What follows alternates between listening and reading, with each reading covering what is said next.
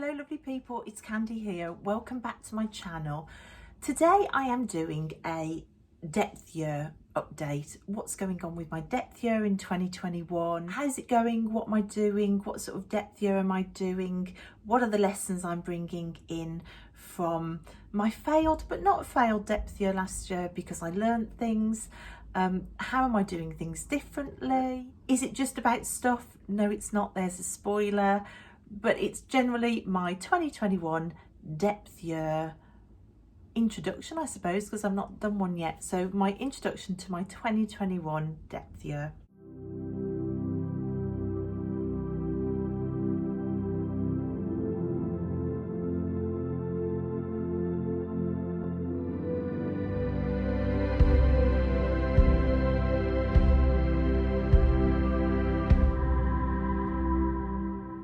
Last year I did a video about the ways that I thought I'd failed my depth year last year. I tried to stop buying stuff. I didn't stop buying stuff. I bought loads of stuff. I deemed it a failure. You guys slapped me on the wrist and said it's not a failure because you learned things, which I took on board in the spirit of my word of the year, which is reframe.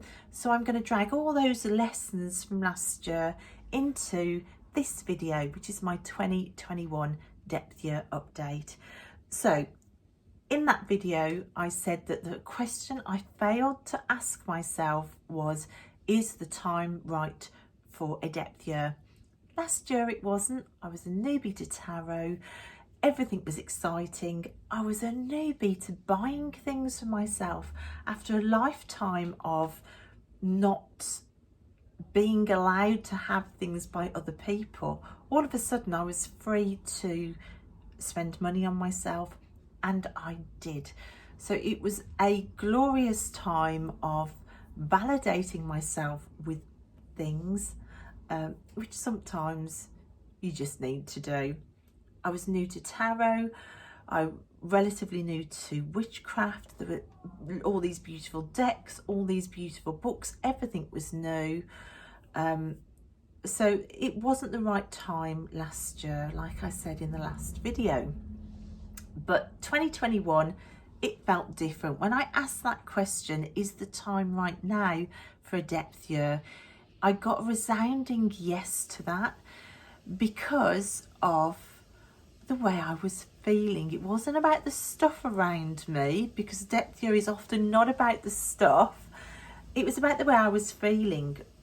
I was feeling a little bit overwhelmed. There were too many rabbit holes open for my study. There were too many areas I hadn't spent enough time on with tarot study. There were too many decks on the shelves not used. There were too many books on the shelves not read. And my mind felt busy and spinning. In the rest of my life, in my soul life, I felt weighed down, not just by weight but by life. I felt stagnant. I felt there was no momentum. I was regurgitating stories from the past, which is why my word for this year was reframe. I was in repetitive cycles. There was no movement. It was static, and the stuff accumulating around me just added to that feeling of staticness. All of that combined, all of that understanding that there was a need for change and some momentum and some movement and forward direction, gave me a resounding yes. Yes, it was time for a depth year. So I followed some of my own advice, which if you are thinking about a depth year yourself, I strongly advise that you follow some of this advice too. Namely, get rid of the buying apps off your phone, because we're going to look at the stuff first. Get rid of the buying apps. I got rid of eBay, I got rid of Etsy, I got rid of all the email notifications for different searches. I stopped looking at every single unboxing on YouTube. I stopped looking at every single review or every book review.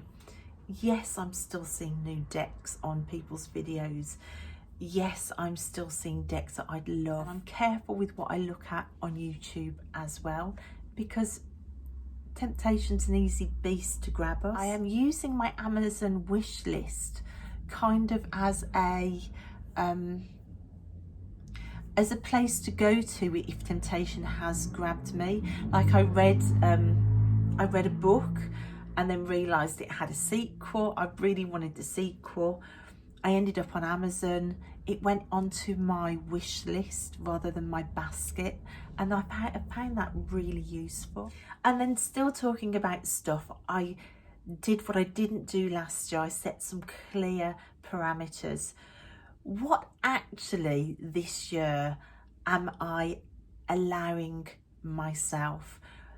Where are the get outs? How am I defining those? And what exactly am I allowed to buy and what exactly am I not allowed to buy? For me this year, I've called it a no buy year, but gifts. I've got 3 kids. It's my little boy who is 11. He's 11 next week. I've got a 13-year-old who's going to be 14 in May. Tilly, my eldest, is going to be 15 in March. All the birthdays are imminent or immediately imminent. So gifts for my kids, that's not affected. Gifts for other people as well. My one purchase of the year so far has been a gift for a friend, and that felt really special. So if I feel a call to do that, then I will.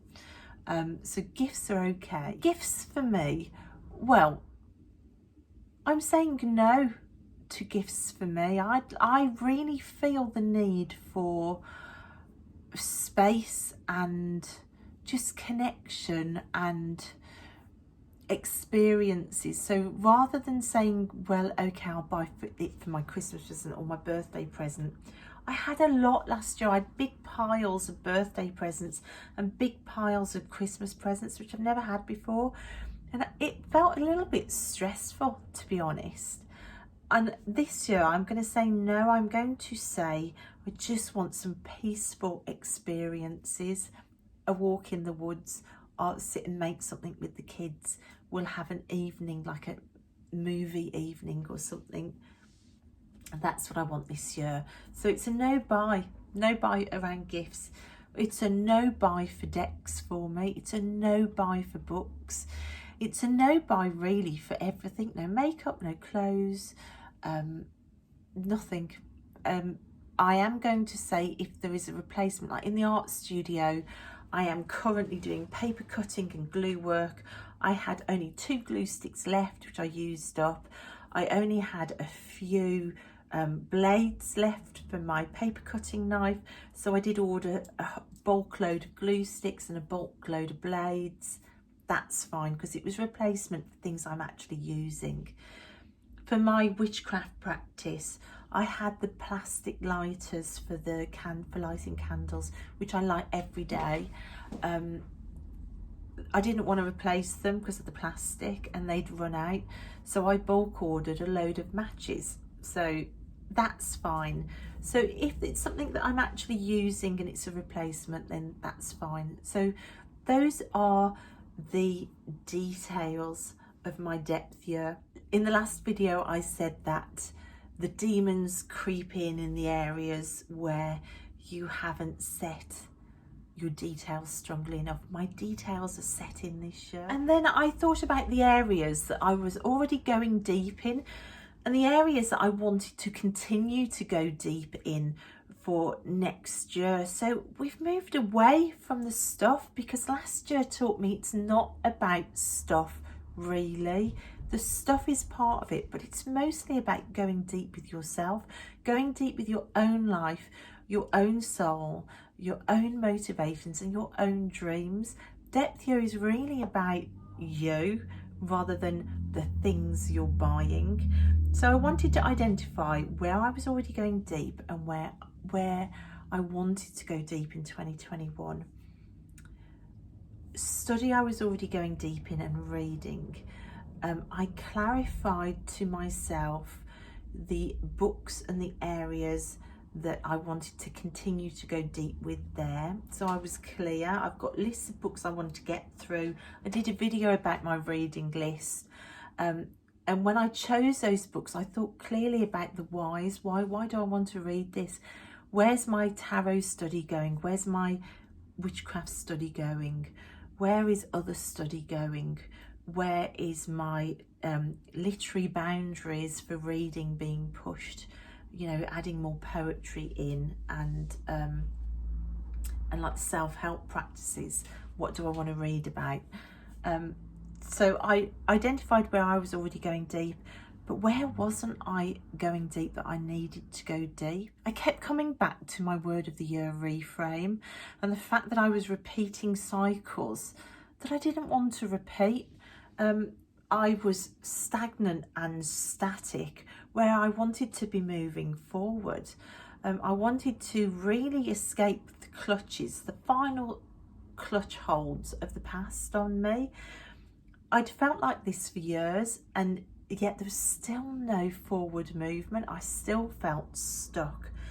And then I worked out my card for the year. My card for the year is the Hanged Man. And in the Osho Zen Tarot, which was my first deep dive deck, the Hanged Man looks like this, new vision.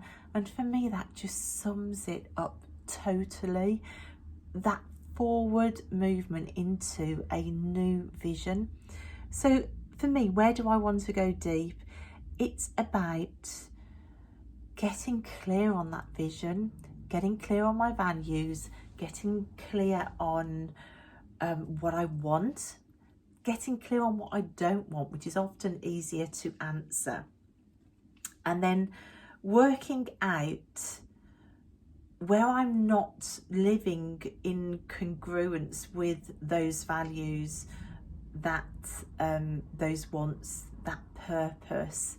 You know, where's my focus been? My focus hasn't been forward on a new vision.